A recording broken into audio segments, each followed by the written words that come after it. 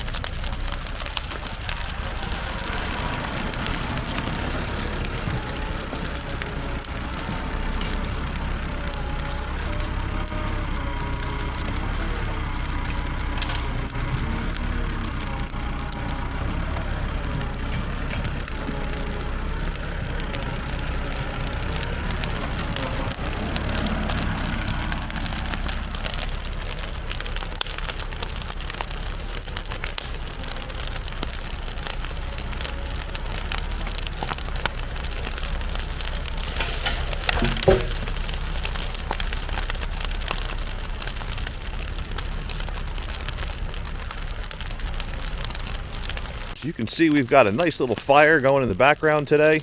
It's a beautiful day to be burning brush.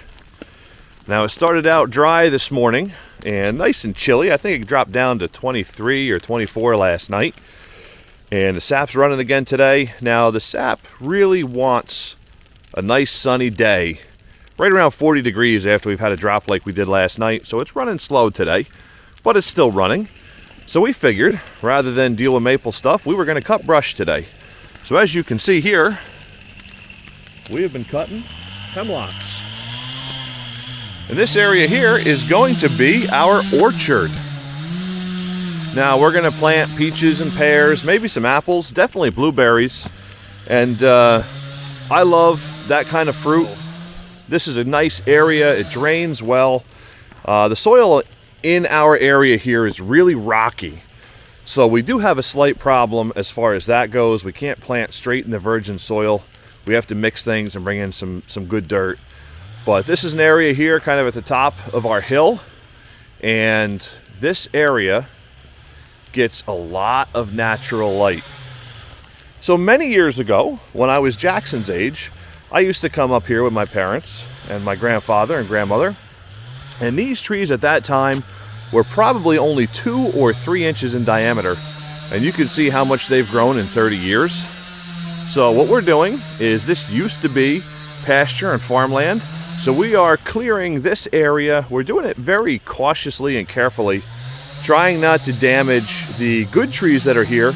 But a lot of these are hemlocks that have rot at the base. So we're taking them out, getting rid of them, burning a bunch of it, and whatever's good for lumber, we are putting aside.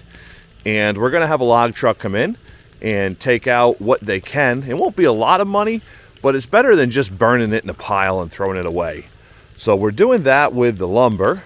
And we do have some nice hardwood that's coming out, some nice oak and hickory, along with some nice red maple. So that's going to be going to the mill as well. Or sometimes when I just have 3 or 4 logs, I throw them in my dump trailer and I bring them right down to the hardwood dealer and drop it off, and the check comes in the mail a few days later. So not a lot of money from it, but it's a nice little extra bonus, as it were, when we're working. And I've got Owen in the back cutting some small hemlocks right now. But that's our plan for this area here. So you can see we've done a lot of work up here. And what we have here is, there's a couple hemlocks here that we need to take out still, but they're leaning the wrong way and leaning towards the structure that's up here. So we actually need to rope those. And then, unfortunately, we've got a black oak. Now, the black oak's in the red oak family. But we've got a black oak, and this one has a terrible lean towards the structure that we're trying to save. So unfortunately, even though it's an interesting tree, that one's got to come down. And this maple tree right here has got to come down as well. Now that's got, we're hoping, from there all the way up to right about here, where it forks out. We're hoping to get 3 or 4 logs out of that, but it might only be 1 or 2. You never really know with these red maples until you cut them open. So we had a red maple we were cutting a couple days ago here, and got it all notched out and back cut, and it came to the ground and had a giant rot hole right through the middle of it. So it was a nice straight log too, but that's okay. Maple makes awesome firewood. So we have a beautiful 30-foot section of maple that's going to go right through our Wolf Ridge splitter. Now, that's something to keep an eye out for, that Wolf Ridge splitter. We are going to do a review video on that. And there is another video idea that I have, and I got to ask you folks if you'd like to see this. And it's going to be Tim versus the Wolf Ridge splitter.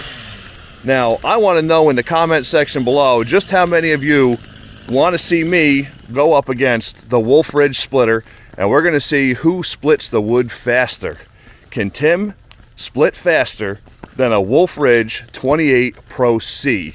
So that's a teaser for an upcoming video. Let me know if you want to see that, and we will make that video.